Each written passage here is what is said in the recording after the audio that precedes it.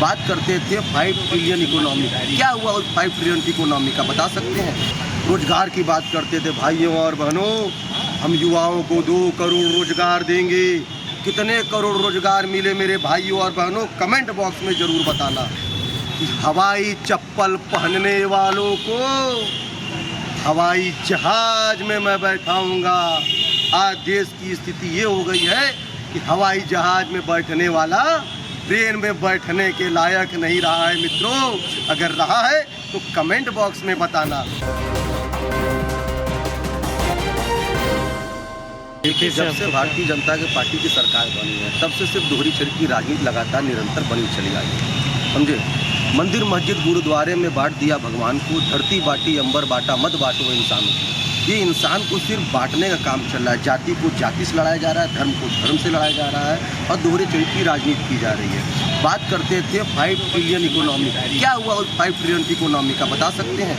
संबित पात्रा ऐसे प्रवक्ता को ये नहीं मालूम कि 5 ट्रिलियन इकोनॉमी की बात करते थे। 5 ट्रिलियन इकोनॉमी में जीरो कितने होते हैं 5 ट्रिलियन, ये भी नहीं मालूम। रोजगार की बात करते थे, भाइयों और बहनों हम युवाओं को 2 करोड़ रोजगार देंगे। कितने करोड़ रोजगार मिले मेरे भाइयों और बहनों, कमेंट बॉक्स में ज़रूर बताना। जब लोग यही मीडिया ने जब उनसे पूछा कि प्रधानमंत्री जी आपने युवाओं से वादा किया है कि 2-2 करोड़ नौकरियां हर साल देने के लिए, तो उन्होंने उस समय जवाब क्या दिया मीडिया को कि हमारा राष्ट्रीय जुमला था। ये प्रधानमंत्री जी का ये वक्तव्य है। तो कहने का मतलब ये हमारा है कि आज के डेट में भारत का नौजवान, भारत का किसान, भारत का व्यापारी कोई सुखी से नहीं है। नौजवान अपनी नौकरी के लिए खोज रहा है, किसान अपनी फसल के समर्थन मूल्य के लिए परेशान है, व्यापारी अपने व्यापार से परेशान है। तो जब व्यापार उनकी अच्छी खासी चल रही थी तो उन्होंने नोटबंदी कर दिया, थोड़ा सा उससे उभरा तो जीएसटी लागू कर दिया। तो जीएसटी लागू जब किया तो उन्होंने कहा था कि 1 नेशन 1 टैक्स, अपनी बातों में उन्होंने कहा था। तो व्यापारी को लगा कि चलिए भाई 1 नेशन 1 टैक्स है तो हो सकता है कि आने वाले समय में एक ही टैक्स होगा, देश के हित में होगा। लेकिन जब इन्होंने जीएसटी जब लागू किया तो उसको 3 चरणों में लागू कर दिया उन्होंने। किसी पे 12%, किसी पे 18%, किसी पे 10%, इन्होंने इस तरह का लागू किया।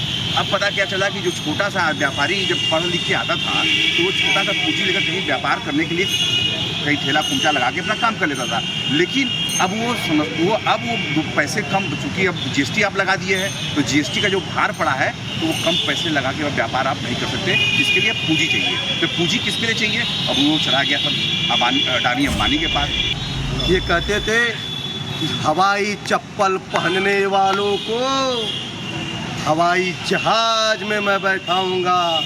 आज देश की स्थिति ये हो गई है कि हवाई जहाज में बैठने वाला ट्रेन में बैठने के लायक नहीं रहा है मित्रों। अगर रहा है तो कमेंट बॉक्स में बताना। जब बेरोजगारी बढ़ेगी तो सभी चीज़ें बढ़ेंगी, क्राइम बढ़ेगा, अपराध बढ़ेंगे, लोग खाने बिना मरेंगे तो एक दूसरे को मार कर अपनी भूख और प्यास दिखाने का प्रयास करेंगे। तो ये सब चीज़ें तो होनी ही होनी। देखिए, जब कोरोना संकट भारत में आया, पहले से तो उन्होंने भारत को बर्बाद किया ही। जब कोरोना संकट भारत में आया, जब राहुल गांधी जी ने कहा कि अब भारत को संभलने की ज़रूरत है, उस समय भी आप नहीं इस बात को ध्यान दे रहे हैं कि नहीं आज इतना बड़ा संकट आ रहा है तो हमको अपनी जीडीपी और बेरोजगारी बचाने की जरूरत है। आप उस समय भी हमारे युवाओं को, हमारे देश की जनता को ताली थाली बजवा करके, दिया जलवा करके, जश्न मनवा करके गुमराह किए और गुमराह करके ये प्रदर्शित किए कि कोरोना भाग जाएगा, बेरोजगारी भाग जाएगी, जीडीपी हमारा बढ़ जाएगा। तो जब आपने कहा और देश की जनता ने आपका साथ दिया तो आज वो ताली थाली बजाने से और दिया जलाने से क्यों नहीं कोरोना भागा और क्यों नहीं जीडीपी बढ़ी और क्यों बेरोजगारी आई? ज़रूर बताना। आप कहते थे कि जीडीपी में 10 पॉइंट समथिंग करूंगा। आज हमारे देश की जीडीपी पत्रकार महोदय -23.9 हो चुका है। और लोग कहते हैं कि कोरोना काल में थाली बजाओ, ताली बजाओ। मैं कहता हूँ रोजगार नहीं तो सरकार नहीं। इस निकम्मी सरकार ने अच्छे युवाओं को रोजगार में क्या दिया? पकौड़ा तलने का। कौन सा पकौड़ा? उस प्याज की महंगाई को महंगा करके ये कहते हैं कि प्याज बेचे। प्याज बेचने के लायक भी हमारे देश के युवा नहीं बचे। मैं भी चौकीदार। आज ये स्थिति हो गई है देश की कि एक भी व्यक्ति चौकीदार की नौकरी नहीं कर सकता है। लोग चौकीदारों को भी नौकरी से हटा रहे हैं। ये स्थिति हो गई है। ये कहते थे मेरे मित्रों, मेरे प्यारे भाइयों और बहनों, महिलाओं के सम्मान में भाजपा मैदान में आज स्थिति ये है कि भाजपा भाजपा भाजपा सिर्फ भाजपा के लोग हमारी बहन और बेटियों की महिलाओं के संग बलात्कार करते नजर आ रहे हैं। चिन्मयानंद की आप बात कर लीजिए, सेंगर की आप बात कर लीजिए, क्या हो रहा है इस देश में किसी को नहीं समझ में आ रहा है। हर हर मोदी, घर घर मोदी। अरे क्या आप महादेव से बड़े हो गए? आप हर हर मोदी, घर घर मोदी का नारा लगा रहे हैं। ये भारत देश है। बाबा हमारे काशी विश्व के नाथ हैं, वो पूरे विश्व के नाथ हैं। आपने उनका अपमान किया और कोरोना ऐसी भयानक महामारी का पूरा देश शिकार हुआ। हमारे जो प्रवासी मजदूर पैदल चल के आते थे, गाड़ियों से चल के आते थे, ज्योति नामक लड़की 1200 किलोमीटर साइकिल चला करके अपने पिता को बैठा करके अपने गांव घर लेकर के आई। क्या ये आपको नहीं दिखा मोदी जी? एक माँ सूटकेस पे बच्चों को खींचती हुई, बच्चा लेटा हुआ था। क्या आपको ये नहीं दिखा मोदी जी? आपको अंबानी और अडानी दिख रहे हैं?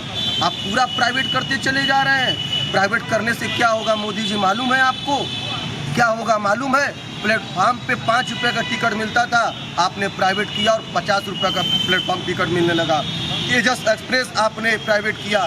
क्या आप बताइए मोदी जी, क्या इस कोरोना काल ऐसी भयानक महामारी में क्या तेजस एक्सप्रेस किसी एक भी गरीब मजदूर, प्रवासी मजदूर को उनके घर छोड़ा? नहीं छोड़ा। आप कहते हैं डॉक्टरों को आप हॉस्पिटल प्राइवेट करने जा रहे हैं, सरकारी जितनी भी हॉस्पिटल उनको आप प्राइवेट कर रहे हैं। यही प्राइवेट हॉस्पिटल वाले कोरोना काल में अपने घर में चले गए, दरवाजे में लॉक हो गए। आया कौन आगे? हमारे सरकारी हॉस्पिटल के डॉक्टर आए।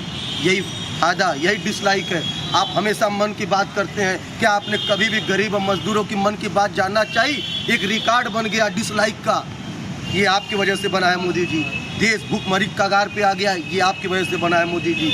हमारे युवा बेरोजगार हो गए। पहले तो पबजी खेलते थे, अब पबजी भी बंद हो गया। अब तो और अच्छा हो गया कि ये सरकार में जो बच्चे पबजी में दिमाग लगाते थे, व्हाट्सएप और फेसबुक करते थे, अब ये भी कहेंगे मैं बेरोजगार। अब ये नहीं कहेंगे मैं चौकीदार, ये नहीं कहेंगे मैं चोर हूँ, ये नहीं कहेंगे। मोर को दाना खिला रहे हैं आप। कोरोना काल ऐसी भयानक महामारी में आप मोर को दाना खिला रहे हैं। जब आपके देश की गरीब जनता मर रही है, आपके पास 12-12 कैमरे एकदम लगे हुए हैं चारों तरफ से। मोर को दाना खिलाने में आप 4 बार कपड़े बदल रहे हैं।